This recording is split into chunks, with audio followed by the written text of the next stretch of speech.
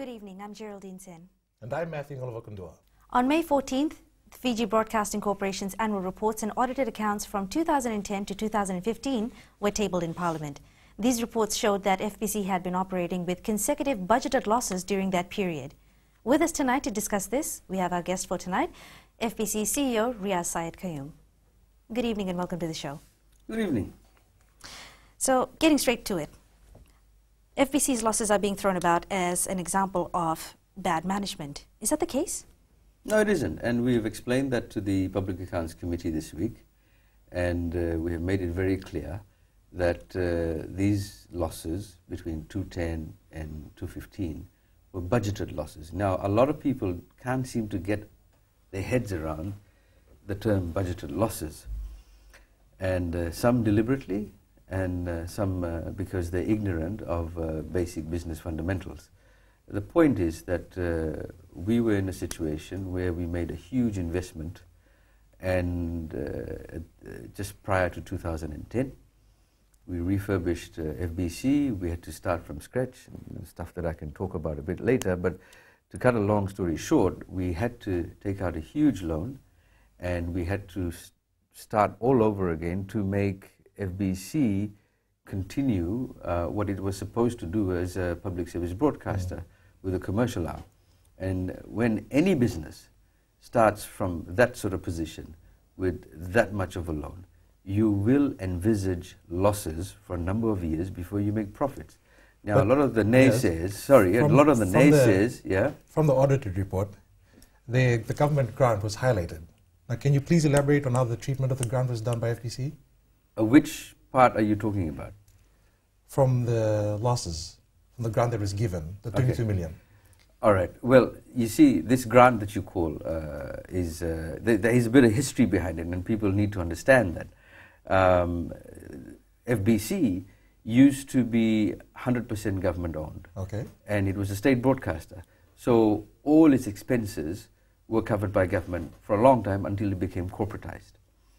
And after, so you know, right from the birth of FBC, from the 60s right up to, I think it was the mid-90s or late 80s, and when it became corporatized, the whole expense of FBC was handled by the government. When it became corporatized, FBC became part commercial, but it also entered into a contract with government to produce public broadcasting services. So in return, the government gave FBC money in order for FBC to produce these programs and to provide an AM service on radio. Yeah. This was very, very important because obviously government wanted 100% reach, or at least as close to 100% reach as possible for the national broadcaster. Especially in the AM service during times of national disaster, etc., and to keep people informed in terms of education and culture and health and all other things that are important to all Fijians. So in order for that service to continue in a corporatized environment, the government entered into a contract with the FBC and started giving FBC money for what it thought was the value of the programs that were produced by the FBC. Now, right from the start, it was wrongly termed as a grant. A grant is something that I would give to you as free money almost. That here you go, you use it as you like. But those grants were used to finance the PSB services that would be provided. PSB services, you're right, absolutely right. So that was recorded in our books right from that time until 2015 as capital contribution. So it was never recorded as an income. Then why would the auditors classify that as a grant and not a fee? Because the government was classifying that as a grant. Yeah. So the government gave it as a grant, and this is something that was a legacy issue. Okay. It wasn't something that was created by this government or the previous government. It had been there right from the start. So whichever government came in and gave this fee, as we call it now, to the FBC to produce public service programs and to provide a public service, they always called it a grant. So, So words are very important. So now it's being called a fee, and that's because you have now changed in certain areas. You're trying to adapt to international accounting standards. That's why. Absolutely. So we had, after I started work here in December 2007, as I started my work and the months afterwards, we had already started to make overtures towards government to say, hey, look, this should not be recorded as a capital contribution. It should come under revenue and income, because this should be part of our profit and loss statement. Now, obviously, government were following a certain accounting standard and practice, and they continued to refer to it as a grant, and we had to record it as a capital contribution. Could you highlight it's only after the international accounting standards kicked into place that everyone had to then start referring to it not only as a fee, but to record it as an income. Could you also highlight FBC at that time when you joined? What state was it in? Before I got this job, I was interviewed twice by the then board, but that when I was living in New Zealand, and I should say that thank God I didn't see FBC and I came down for an interview, because after I started, I quickly discovered that the place was falling apart. And of course, you discovered that after when you joined, you had to do an audit, and then you realized. One of the first things we did, because I realized very quickly that we were mostly off air than on air. Okay. So and that's why our competitors had a huge advantage over us. We were not making money. We were sporadically making a profit here and there in the previous 10 years prior to 2008. But we had a really bad service, and really bad service attracts a really bad value of your product. So when we went out into the market to sell our products, people were not giving us the money that we thought was the value of what we had produced. So coming back to the issue of money itself, after that audit that you conducted after you joined, you realized that you need to do something, otherwise either or would happen, either FBC shuts down or you need to, of course, inject money into it, which is why you took the loan. As we pointed out to the Public Accounts Committee earlier this week, that if we did not do something about FBC was going to close down. According to the audit, the FBC was going to close down in about a year and a half, because everything was failing. And I've said this to the committee as well. We were running radio as the national broadcaster on car stereos. A lot of people don't know this, and it's ridiculous, it's preposterous for a national broadcaster to run on car stereos.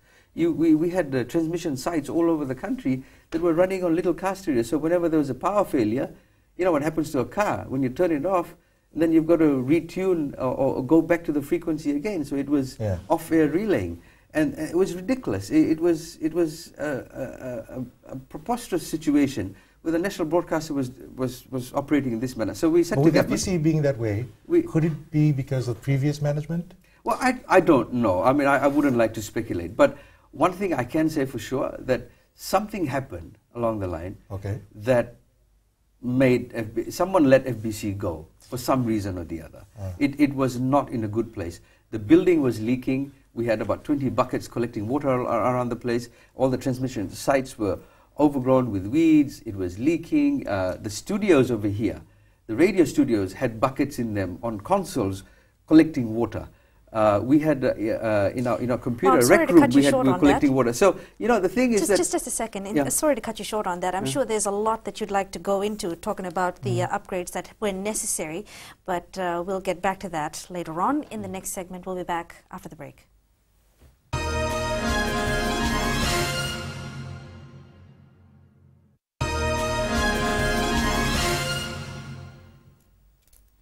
Welcome back. Now, Riaz, you were talking about the different changes that had to be made because there were dire situations in which FBC was running prior to you taking position as CEO.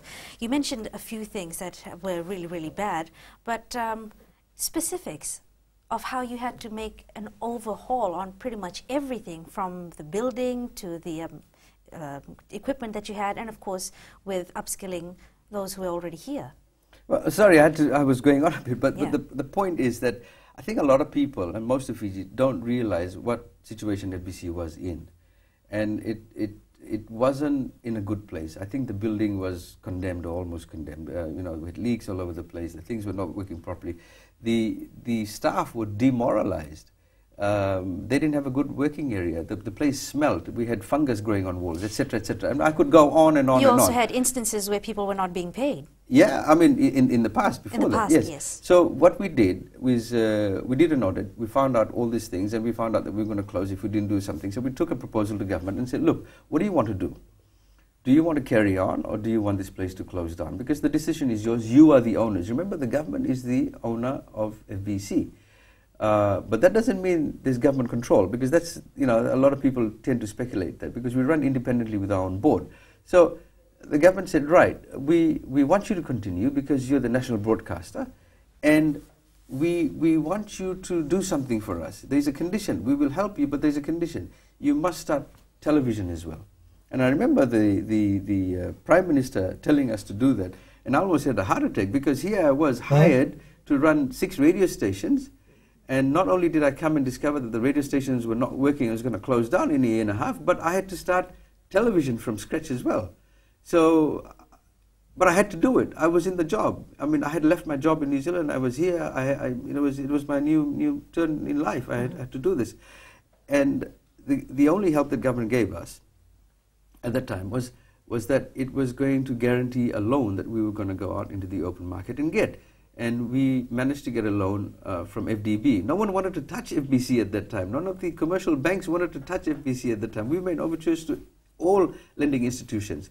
No one wanted to give us money. The only people who were really ready to give us money was the Fiji Development Bank, and that too, the condition was it was going to be at a almost ridiculous, almost criminal 12% interest rates. It's huge. No one, I mean, hardly anyone. Would you go out in the open market for a commercial loan? Would you pay 12% interest? When did you decide to corporatize? Oh, no, corporatization had happened well before I joined. So we took the loan, and we made sure that we carried out the project. The project took a bit longer than what we thought it was going to take, because it was a huge project. You must realize, and people of Fiji must realize, a project of this magnitude had never been attempted in Fiji before. It was absolutely huge. For less than 11 million US dollars, we not only refurbished FBC House, we totally made new transmission sites all over the country, and we started a TV station from scratch, and we got everything new in the building, right down from the rubbish bin to the chairs to the desk. So in retrospect, we did extremely well, although it took us time, because the only way we were able to save money to be able to do it within that budget was we did a lot of things ourselves. We had staff breaking down walls here at night, all that kind of stuff. There's a lot of great, amazing backstories, but I'm sure you don't have the time for that. Well, coming back to the money issue itself, you had, of course, so much trouble trying to get a loan. You financed it, you managed to get it. How long did it take for you to use the 22 million that you got as a loan to complete everything? The whole project was kind of roughly started in 2009, and it went on for quite a while until we opened. In fact, even after we opened television in 2011, we still had some pending work to do. So, all in all, it took us about 3 to 4 years to get everything done. Right. So you opened up a new TV station, of course, FBC TV. You had also 6 stations, radio stations to run. Then you decided to have some other expansion projects. As of now, you've got an AM frequency that's running right now for Gold FM, and you've also got 6 radio stations, 4 commercial radio stations, 2 PSB stations, and you've got 3 TV channels. Was this all accounted for back then, or did you just decide to include that into the plan for FBC later on? This was not decided then. The plan was, as part of the refurbishment, was to fix up radio, make the FBC house livable, so that there aren't any leaks, etc., and the mushrooms don't grow on the walls, and to ensure that we had basic television. However, a lot of people miss the point. And there's a lot of speculation on this, some speculation done deliberately by people for other reasons, is that the investment that we made was, we could have gone 2 ways. We could have gone, started off slowly, as Fiji TV did many years ago when they started off, town by town, area by area, or we could have gone national from day one, 24 hours. And that's what we did, because at the end of the day, we were the national broadcaster. You know, if I can just quote the Prime Minister, he said at one time, he said, I took it as a national embarrassment that Fiji was one of the last countries in the region without television. If Tonga and Samoa could do it, why couldn't we? And you know, when you say television, but you already had another competitor, of course, Fiji One, but they didn't have a national broadcaster. Not a national broadcaster. Right. And that's the reason why. When we started off television, from day one, we were not only 24 hours, we had the reach of about 93% of the population of Fiji. And it had never been done before in the history of Fiji.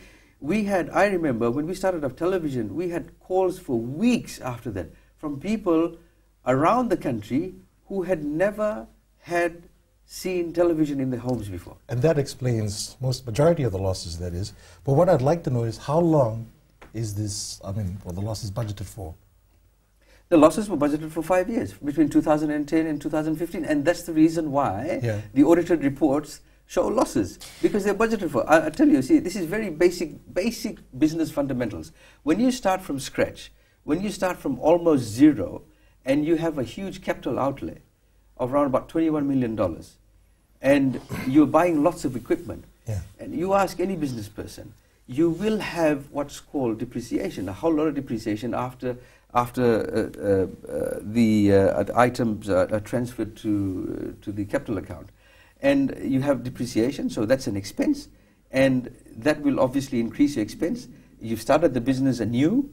Television is new. No one knows us. No one wants to advertise with us because they don't know us, so the revenue is not coming in. So the revenue is low, the expenses are high. Of course you'll make a loss. And these are budgeted losses. So we know we're going to make losses for a number of years before we are able to increase revenue, produce a good product so that people start buying advertising from us, so we can increase our revenue. All we've heard all week is FBC making losses.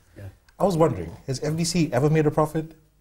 But before we get to that, just quickly, I thought I'd ask this. You said that you budgeted for losses, but the losses that were incurred, were they within the budgeted losses? Some of it in some years was slightly higher than what we had budgeted for. One of the reasons being, I'm glad you asked that question, because one of the reasons why in some of those years within 2010 and 2015 that the losses were higher than what was budgeted for was because when you budget for revenue and for losses, especially when you're budgeting for revenue, you expect the revenue to be of a certain standard, of a certain amount. And we had gone into the market so confident that we had a really good product from day one.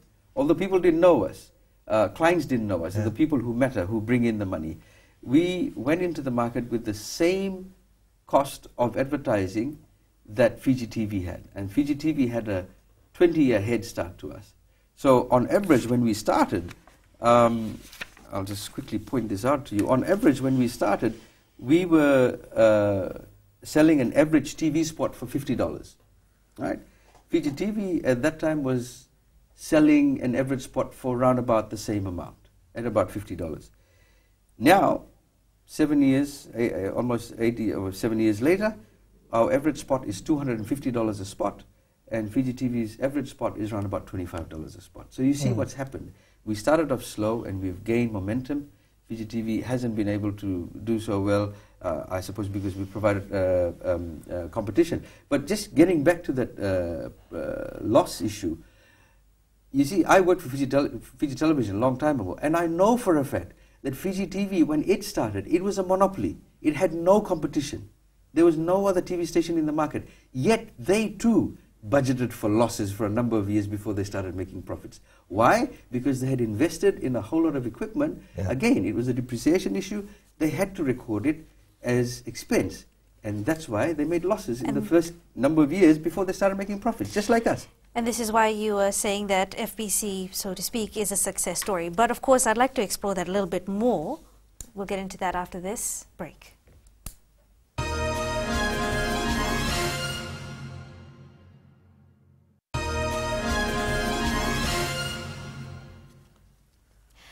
Welcome back. Now, Riaz, you were mentioning about the losses that were incurred and exactly how businesses, when they do run, you do need to account for losses if you are going to be especially injecting money into the company to try to improve standards. Matthew, I'm sure you have something to say about that as well? Yeah, going back to my question I had asked earlier, FBC losses has been going on all week. Has FBC ever made a profit? Yes, we have, Yeah. but very sporadically. I'll quickly read this to you, Matthew. Okay. In 1998, we made a loss. 1999, we made a loss. In 2000, we made a small profit of just over $100,000. 2001, we made a profit. 2002, we made a very small profit. 2003, we made a loss. 2004, we made a loss. 2005, we made a profit of around about 80,000. 2006, around about 90,000. 2007, around 90,000. In 2008, in my first year over here, we made a profit of $481,000. So we did well, but we couldn't continue to do well with the equipment that we had and with the service that we had. It was going to fall apart. In 2009, we also made a profit of $117,000. But the point is that after that, we started making losses because that's when the loan and all the equipment depreciation started kicking in.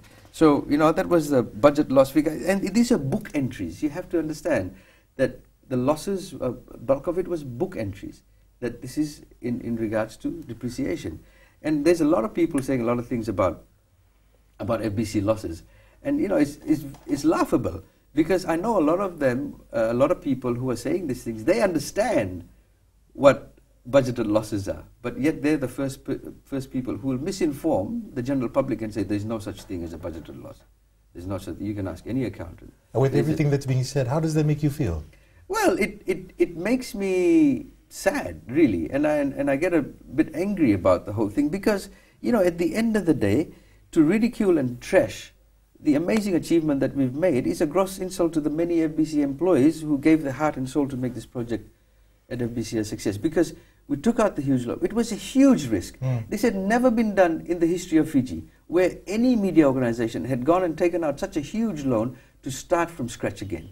And not only to start from scratch, but to extend and do something new, and in our case, television, because we had not had television before. And then to go and compete on a commercial basis with a television company that had a 20-year head start in a monopolistic environment. So, here were our competitors who were making losses when they started, even despite having a monopoly, and we are being berated for making a loss when we are in a competitive environment. We didn't have a monopoly. Well, looking at the business of money itself, now you are calling the government grants fees, no longer grants. Yep.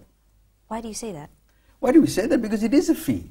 It is a payment. It's like going to any client of ours and saying, look, do you want a service? And the client will say, yes, I want to advertise on your station. Please produce an advertisement or corporate video or something for us. And after you produced it, please show it on your television.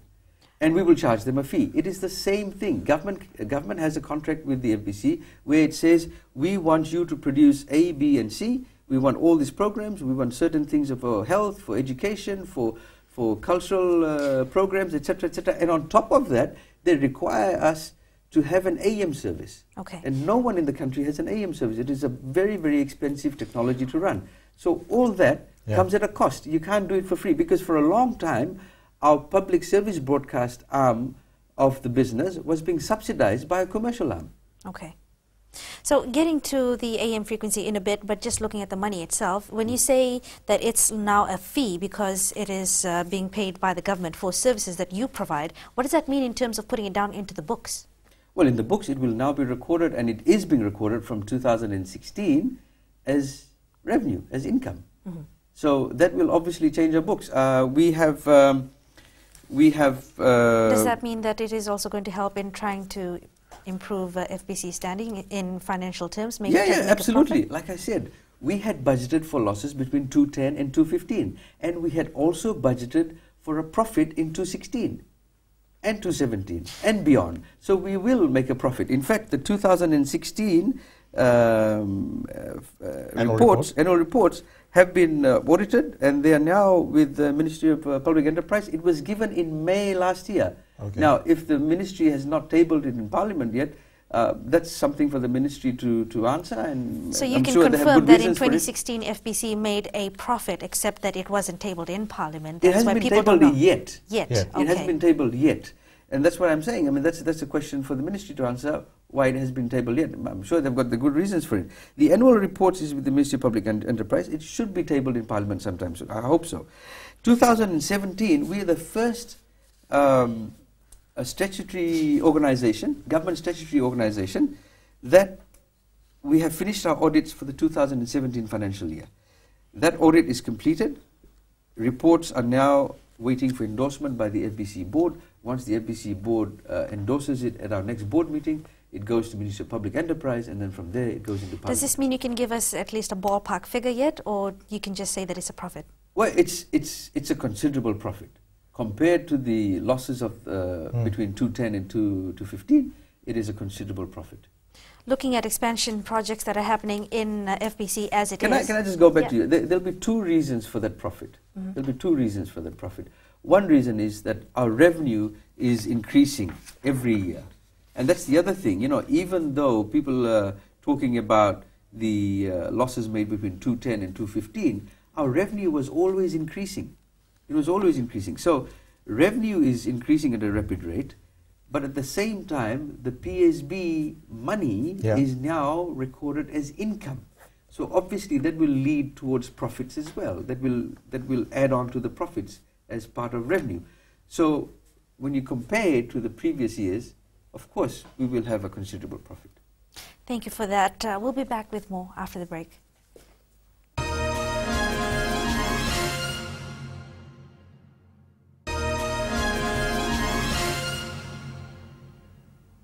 Welcome back. Riaz, you mentioned about different, avenues that you had to look at before you got your funding, and you got a loan from the FDB. But the interest rate was just astronomical, 12%. It was, but beggars can't be choosers. I mean, that's the only institution that was willing to offer us a loan, and we had to do it. It was the order by the government that we had to rejuvenate FBC and start off television. But we quite pushy as well. Every year we go and knock on the doors of FDB and say, "Come on, we're doing well, And we are the goal. If people ever wanted to find out, they could just go and ask FDB. FBC is FDB's gold customer. We're the best customer because not only did we have the biggest loan at that time, we have never defaulted on our loan ever. Okay. And over the years, the interest rates fell from 12% to 6.75 to 5.5 now. Mm-hmm. And even though interest rates fell and we were required to make smaller monthly repayments, we didn't. We actually kept the monthly repayments at the same level as it was when we were paying 12%. So how much of it has been paid off yet? Quite a bit. I mean, I don't recall the exact But a number. substantial amount? Yes. I've got it here somewhere. I should have it for you. I think it's about 14 million we are Of the 22 million?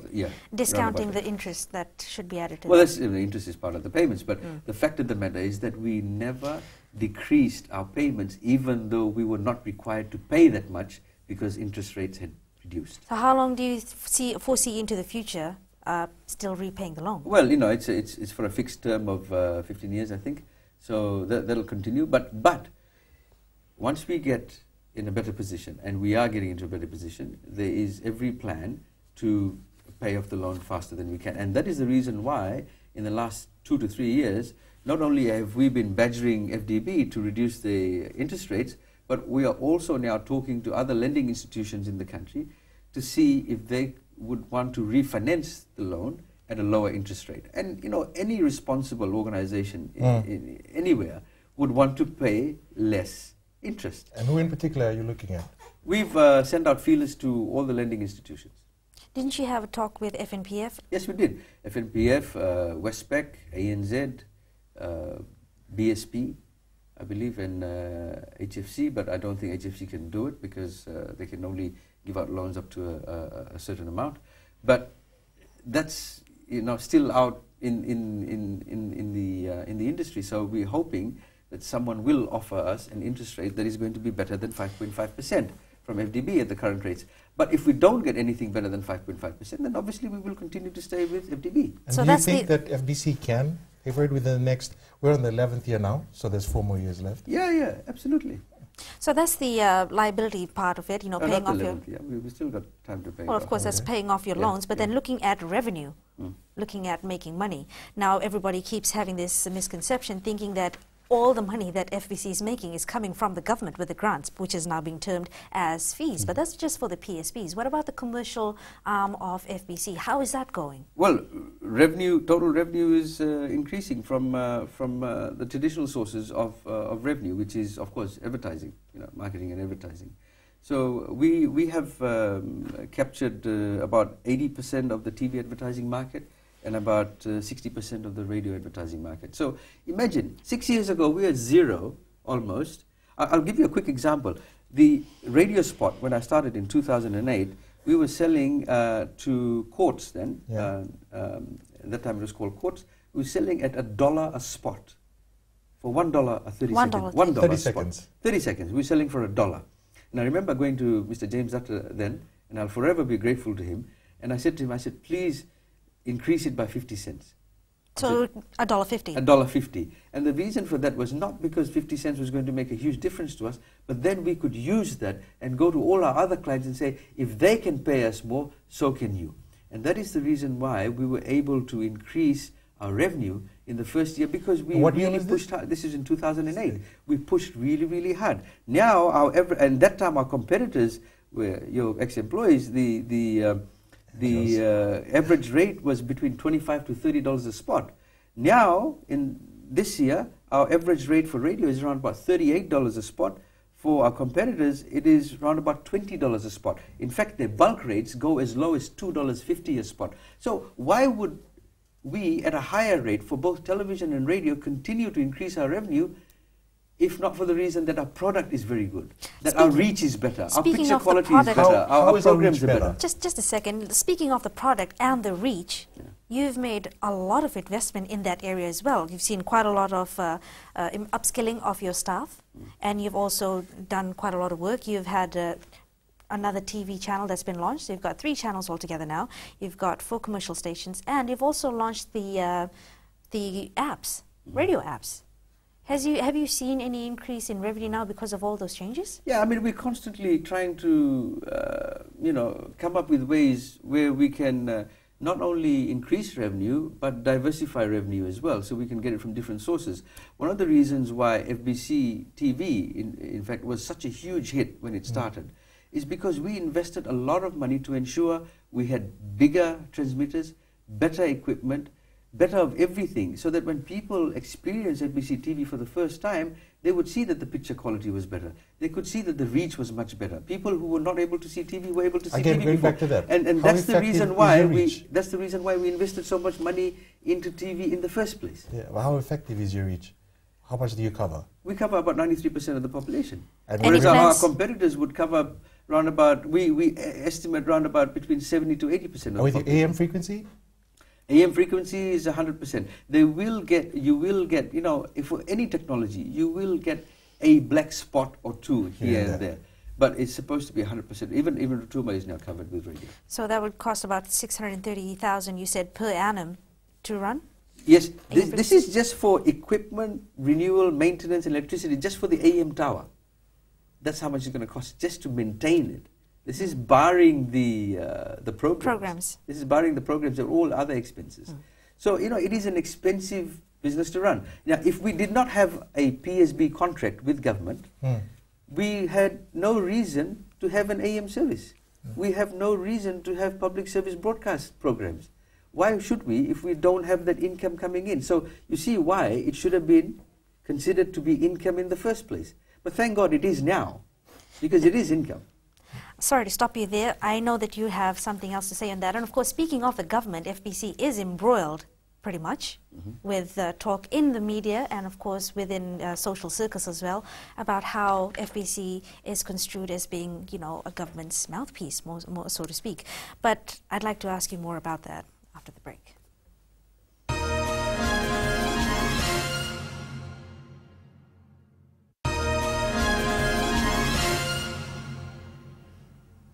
Welcome back. Now, this is our final segment, and I'm sure that you have a lot more to say about what's happening. Then again, we can't get into all of the details, but just very quickly touching back on the AM frequency services that are being provided, it is a PSP, and you're getting fees for that. But looking at the money that's being given and the cost of running it.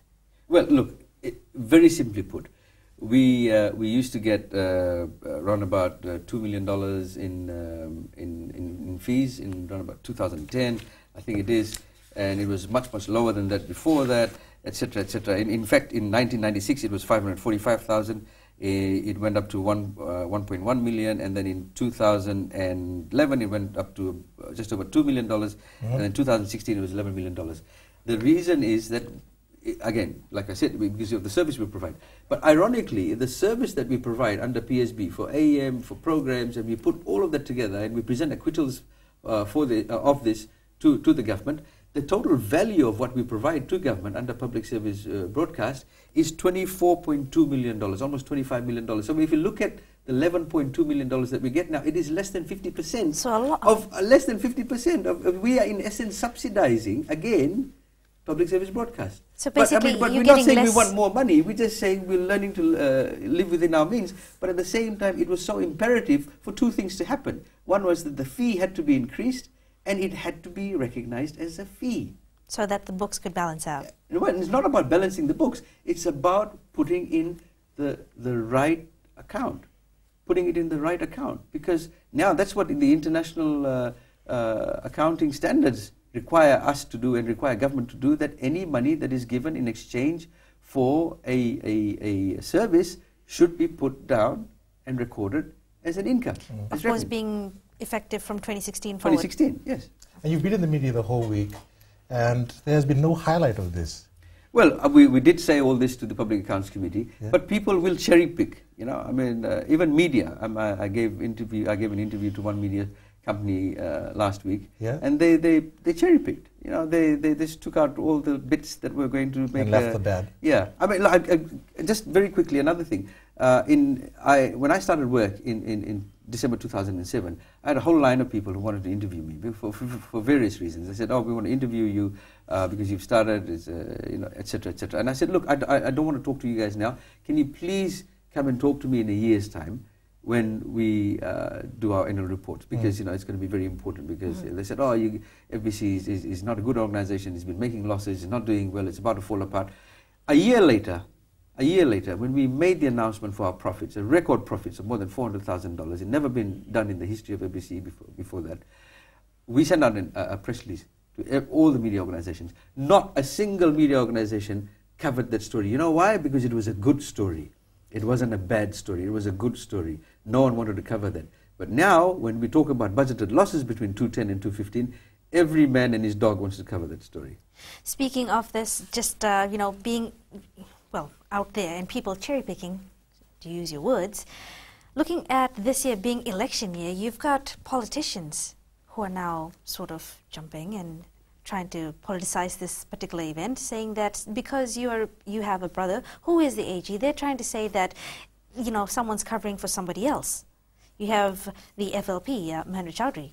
He's saying that this is not right. He's saying that you're unfit. And Sitipeni Rambuka from Sadalpa is also saying the same thing. He's saying that it seems like, you know, FBC has sustained losses. Why are you still in power? Why are you still CEO? You're not supposed to be I don't know about power. I mean, I don't have any power. I'm just running the company. But yes, I've heard some of the stuff. I mean, it's very interesting that you should say that because from memory, I don't think Mr. Chaudhry and Mr. Rambuka has run a business, because you know, if they had, they would understand what budgeted losses are. I would agree with Mr. Chaudhry on one thing, and that is that we were late with our annual reports at a certain period, and the reason for that, we had very good reasons for that, because it was such a massive project that we fell behind somewhat. But we've caught up now, and we're now with the first. So you know, there's a lots of selective memory by the usual suspects. You know, I've been told by staff and friends and family, there's a lot of comments about this on social media. Yeah. Lots of people are being economical with the truth. You know, they will cherry pick some information and not talk about others. And I think a lot of people are doing, they're appealing to their set crowd. You know, they've got a crowd of supporters and rah-rahs, and they appeal to them. Oh, look, this is another failure by the government, another failure by, anything to discredit anything to do with the government. So, and there's a particular focus on the ignorant anti-government fraternity, because they're being fed all these lies and misled by people who should know better. Yeah. And I'm sure, just because Mr. Rambuka and Mr. Chaudhry have not run a business, I'm sure they know about budgeted losses. They both ran a government. They should know about basic finances, right? So the reason you ask them the question, why are they saying this? Well, I think because it's election year. Well, we're almost getting to that point where we have to wrap things up on the show. Just two last things. First one being, this being election year, FBC's got 6 radio stations, you've got 3 TV stations. Of course, you'd be heavily involved in covering elections and everything else that leads up to it. What have you got in plan? Well, we're going to do just exactly what we did the last time. We're going to cover elections as best as we know. Impartially? Impartially. The newsroom gets to cover everything that they want to. I'm sure everyone watches the news. By the way, our news, in a matter of 4.5 short years, is now the #1 TV news in the country. And same with TV. We're the #1 TV station in the company. We've just had a survey done that came out at the start of this year. Yeah. We're #1 in both news, and more than 70% for both news and general viewing and TV. And Bula FM is the #1 radio station in the country.